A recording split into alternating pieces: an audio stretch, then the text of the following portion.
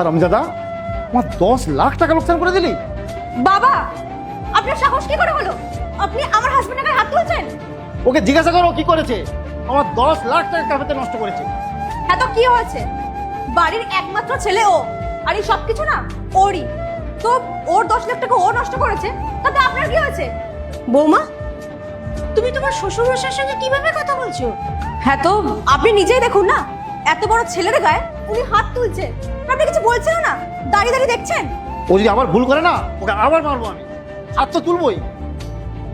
শুনুন, ও কোনো 10 বছরের বাচ্চা নয় যে বিনা কারণে ওর গায়ে হাত তুলে দেবেন। ও যথেষ্ট বড় হয়েছে, ওর বিয়ে হয়ে গেছে, ওর বউও আছে। আরে আপনার অধিকার কোত্থেকে থাকে? অধিকার আছে না তো? তাই বলছি, নিজের অকাতের মধ্যে থাকুন, বাড়াবাড়ি করবেন না। শ্রুতি, এরপর কি হলো সেইটা দেখার আগে তুমি যদি এই দুইটা ছবির ভিতর থেকে যে কোনো একটা ছবিকে ভালোবেসে থাকো তাহলে ভিডিওতে লাইক করে চ্যানেলটি সাবস্ক্রাইব করে দাও আর কমেন্টে লিখে যাও আমিন। তোমার সাহস কিভাবে হলো তুমি এরকম করে বাবার সাথে কথা বলার? বুবুল, তুমি আমার গায়ে হাত তুললে? আরে আমি তো তোমার সাইডে নিচ্ছিলাম।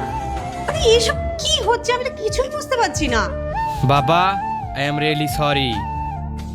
শ্রুতি, তুমি ঘরে যাও।